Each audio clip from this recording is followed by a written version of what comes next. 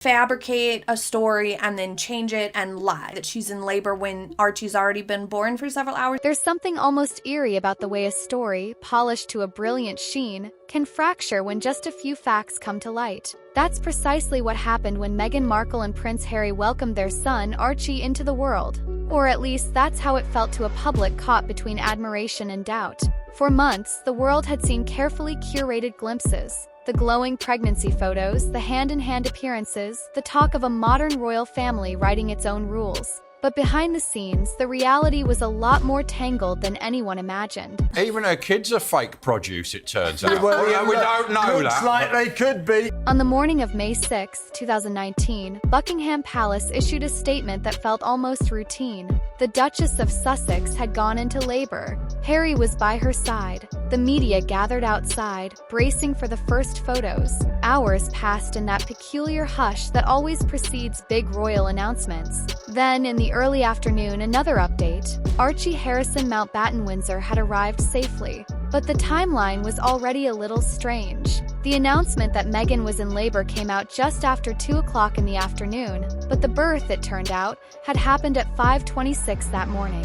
It was as if the story was already playing catch-up with itself, tripping over details that should have been simple. Most people brushed off that hiccup as nothing more than a communication slip-up. And maybe it was. Palace later blamed a technical delay, explaining that the news hadn't reached the media fast enough. But in a royal family that runs on precision and protocol, any deviation, no matter how small, has a way of growing teeth, especially when the couple at the center of it had already shown an appetite for doing things differently. When Archie's birth certificate was finally made public 10 days later, it confirmed he'd been born at the Portland Hospital in London, a private facility known for its discretion. But here's where the questions began to pile up. The initial announcements hadn't named the hospital at all. There were no photographs of Meghan going in or coming out, no video of the family's departure, none of the traditional moments the public had come to expect. Compare that to Princess Diana, who stepped out of the Lindo wing with newborn William in her arms, or to Kate Middleton, who smiled on those same steps after each of her 3 children were born. Those images became part of the royal story, proof that this lineage, this institution, was alive and open for the world to see. Meghan and Harry chose not to follow that script. And in fairness, they had every right to protect their privacy. But in the vacuum their absence created, suspicion grew. The public didn't just want to see the baby. They wanted reassurance that everything had unfolded as it should, that the centuries-old rituals hadn't been swept aside without explanation, that this modern fairy tale still shared a common thread with the ones that came before. Some of the earliest doubts came from journalists who had spent years covering royal births. They noticed how carefully the Sussexes controlled each detail. Even the first photo of Archie was staged on their terms, inside Windsor Castle, away from the crowds. Harry cradled the baby, Meghan stood close by. Picture was lovely, but it didn't erase the sense that something was missing. And when you give people a mystery, no matter how small, they'll do everything they can to solve it. Online, the theories bloomed almost overnight. Some claimed Meghan had staged the pregnancy altogether, that she'd used a surrogate and hidden the truth behind NDAs and controlled press statements. Others insisted there had been a secret home birth, or that Archie had arrived much earlier than the palace claimed. Most of these ideas were dismissed as tabloid fodder, rumors without evidence. But the timeline confusion, the absence of photos, the hospital anonymity, all of it fed the fire. If you look back at that period, it's not hard to see how it spiraled. The Sussexes were already locked in a tug-of-war with the press. Harry, in particular, had been clear about his disdain for what he saw as relentless intrusion. Meghan's supporters argued she'd been subjected to racist coverage that no other royal had endured. Their defenders felt the couple had earned the right to draw a curtain over their private life. But the critics, especially the ones who had never fully embraced Meghan, saw the secrecy as evidence that the story didn't add up. And then came the birth certificate itself, a document that should have silenced the chatter. In black and white, it confirmed the place and time of Archie's arrival. Yet, the lines naming Meghan raised eyebrows. She was listed as Rachel Meghan, Her Royal Highness the Duchess of Sussex, and her occupation was stated as Princess of the United Kingdom. Some saw that as perfectly ordinary. After all, Diana had been recorded the same way. But in the hyper-scrutinized world Meghan occupied, every word was dissected. Was she making a statement about her status? Was it an oversight, or simply a clerical choice? Palace said it was routine. Critics said it was just another example of how nothing about this birth followed the old script. If all of that sounds like a tempest in a teacup, you'd be forgiven for thinking so. After all, a woman gave birth. A family celebrated. And in most cases, that would have been the end of the story. But with Meghan and Harry, nothing was ever that simple. In the absence of clear communication, conspiracy thrives. And the longer they stayed silent about the details, why they skipped the hospital steps, why the announcements were delayed, the more the public filled in the blanks. The media played its part in amplifying the intrigue. Some outlets ran sober pieces explaining that the Sussexes simply wanted privacy. Others leaned into the drama, with headlines that practically dared the couple to explain themselves. Tabloids seized on old videos showing Meghan's baby bump appearing to shift shape as she sat down or stood up. Was it bad camera angles, clever tailoring, or something else? Clips went viral all over again, with armchair analysts breaking them down frame by frame. One moment, the bump seemed high and firm. The next, it looked softer, less distinct. To some, it was harmless speculation. To others, it was evidence of a grand deception. Yet for all the noise, no credible evidence ever emerged that Meghan had faked her pregnancy. Fact-checkers traced every viral claim back to conjecture or outright fabrication. Reuters, Snopes, and major newspapers reviewed the available records, hospital listings, birth certificates, contemporary reporting, and concluded there was no reason to doubt Archie's origins. But here's the thing about rumor.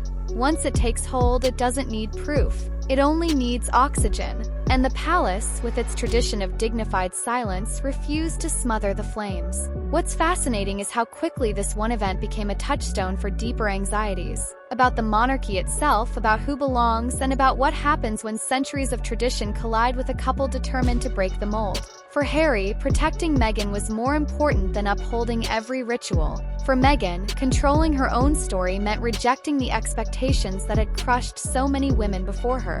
Together, they stepped away from the old playbook, and in that choice, they created a space for questions that have never fully gone away. Even now, years later, whenever the Sussexes reappear in the headlines, be it for a documentary, a podcast, or a legal battle, those old suspicions flicker back to life.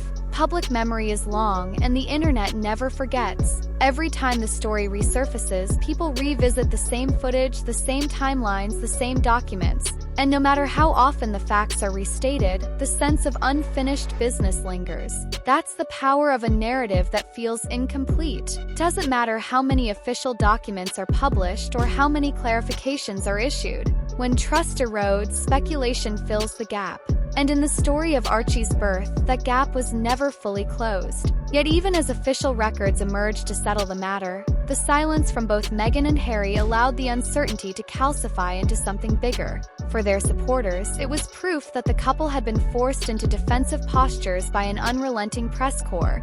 For their critics, it was evidence that something was being hidden, something so serious it couldn't be explained away by a simple press release or a friendly interview. And that's the paradox. The less they said, the more it all seemed to matter. One of the strangest ironies is that if the Sussexes had done exactly what Diana and Kate did, posing on the hospital steps, smiling for cameras, the entire conversation might have ended before it began. Those few minutes of tradition, repeated for decades, served as a kind of ritual cleansing. Public could see the new mother, the newborn baby, and the reassuring background of a well-known hospital. The photos were proof of continuity, proof that, no matter how modern the monarchy became, some customs remained unchanged. But Meghan and Harry didn't want that. They didn't want the banks of photographers screaming their names or the flashes going off before they'd even had a moment to breathe. They wanted a private start to their family life. And in that one choice, they unwittingly set off the chain reaction that would turn a personal milestone into a public controversy. It's worth remembering how different the media climate was when Diana gave birth. In the 1980s and 90s, there were only so many outlets, only so many voices. A handful of tabloids and television networks shaped the narrative, and the palace press office knew exactly how to manage them. But by 2019, everything had changed. Social media had transformed the landscape into a sprawling arena where any rumor, no matter how improbable, could find an audience. It wasn't just newspapers running headlines. It was influencers, bloggers, and anonymous Twitter accounts dissecting every detail in real time. The official version didn't satisfy. There were countless alternative versions waiting to fill the vacuum. One of the most viral theories involved the simple act of Meghan walking. In a clip that made the rounds over and over again, she stepped out of a car in high heels, her hand resting lightly on her rounded belly. For most people, it was an unremarkable moment, one more glimpse of a pregnant woman going about her life. But freeze frames of that same video showed her baby bump shifting in ways that seemed strange. In one still, it looked perfectly round and firm. In the next, it appeared softer, almost as if it had moved. From there, it was only a small leap to the idea that the bump wasn't real, that it was a prosthetic designed to sell an illusion. To this day, no evidence supports that claim. Multiple reputable fact-checkers examined the footage and concluded that the effect could be attributed to camera angles, the drape of Meghan's dress, and the simple reality that no two pregnancies looked the same. But the video tapped into something deeper, a suspicion that the couple had chosen secrecy over transparency, even when openness would have served them better. For a monarchy built on visibility, that decision felt almost subversive. And in the eyes of some observers, subversion demanded scrutiny. The contrast with Kate Middleton couldn't have been starker. Every time Kate gave birth, she stood on the same steps, holding her newborn with William at her side. The photos were almost ritualistic in their familiarity. The same doorway, the same wave, the same solemn pride. Didn't matter that Kate herself probably found the experience exhausting. It was part of the bargain. Privacy in exchange for moments of public accountability. Meghan and Harry, by opting out, inadvertently challenged an unspoken agreement that had bound the Windsors to the people for generations. But if Meghan's strategy was to control her story by limiting access, it ultimately backfired. The less she showed, the more the world speculated. And in that vacuum, her critics felt emboldened to ask questions that would have been unthinkable about any other royal birth. Where was the video of them leaving the hospital? Why did the palace wait hours to announce labor? Who was the attending physician? Why were no staff quoted by name? In another context, these details might have been mundane. Here, they became the foundation of something far more charged. What's often forgotten is that most of the mainstream coverage was not conspiratorial at all. Outlets like the BBC and The Guardian treated the birth as a happy event. Even the tabloids, in their first headlines, celebrated the arrival of a new royal baby. But once the initial excitement faded, the vacuum of information left space for less reputable voices to dominate the conversation. And as the Sussexes became more estranged from the palace machinery, their ability to steer the narrative evaporated. It's easy to underestimate how quickly rumor hardens into belief. A single misreported detail, like the suggestion that Archie had been born at home, can circulate for days before it's corrected. And by the time the facts catch up, the damage is done. People remember the controversy, not the clarification. That's why, even now, there are some who believe Meghan never carried her son. Doesn't matter that every official document says otherwise.